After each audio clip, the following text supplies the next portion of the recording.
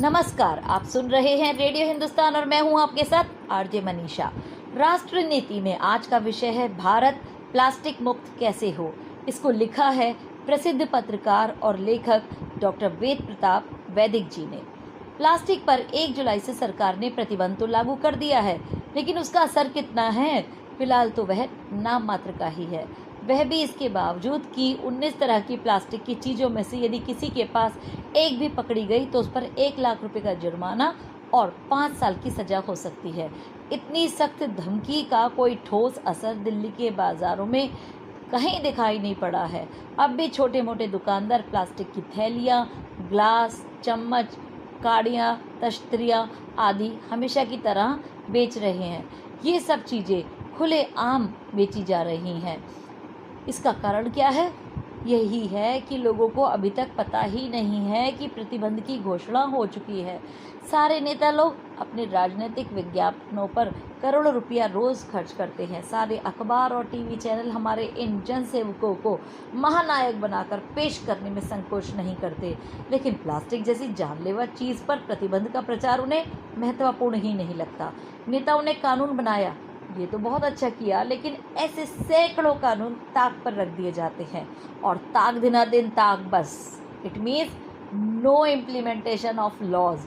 उन कानूनों की उपयोगिता का भली भांति प्रचार करने की जिम्मेदारी जितनी सरकार की है, उससे ज़्यादा हमारे राजनीतिक दलों और समाजसेवी संगठनों की है। हमारे साधु संत, मौलाना, पादरी वगैरह भी यदि मुखर हो जाएं तो करोड़ों लोग उनकी बात को कानून से भी ज़्यादा मानेंगे। प्लास्टिक का इस्तेमाल एक ऐसा अपराध है जिसे हम सामूहिक हत्या की संज्ञा दे सकते हैं। इसे रोकना आज बहुत डिफ़िकल्ट लगता है, लेकिन असंभव भी नहीं है। सरकार को चाहिए था कि इस प्रतिबंध का प्रचार वह जमकर करती और प्रतिबंध दिवस के 2-3 माह पहले से ही 19 प्रकार के प्रतिबंधित प्लास्टिक बनाने वाले कारखानों को बंद करवा देती। उन्हें कुछ विकल्प भी सुझाती ताकि बेकारी नहीं फैलती। ऐसा नहीं है कि लोग प्लास्टिक के बिना नहीं रह पाएंगे। अब से 70-75 साल पहले तक प्लास्टिक की जगह कागज़, पत्ते, कपड़े, लकड़ी और मिट्टी के बने सामान सभी लोग यूज़ किया करते थे। पत्तों और कागजी चीज़ों के अलावा सभी चीज़ों का इस्तेमाल बार बार और लंबे समय तक किया जा सकता है। ये चीज़ें सस्ती और सुलभ होती हैं और साथ ही साथ स्वास्थ्य पर इनका उल्टा असर भी नहीं पड़ता। लेकिन स्वतंत्र भारत में चलने वाली पश्चिम की अंधी आंधी को अब रोकना बहुत ज़रूरी है। भारत चाहे तो अपने वृहद अभियान के जरिए सारे विश्व को रास्ता दिखा सकता है, विश्व गुरु बनकर, चाहे वो पर्यावरण हो चाहे राजनीति हो।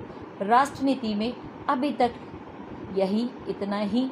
मुझे दीजिए अनुमति, लेकिन याद रखिए पानी बचाना है सबको, सिखाना है पेड़ लगाना है सबको, सिखाना है।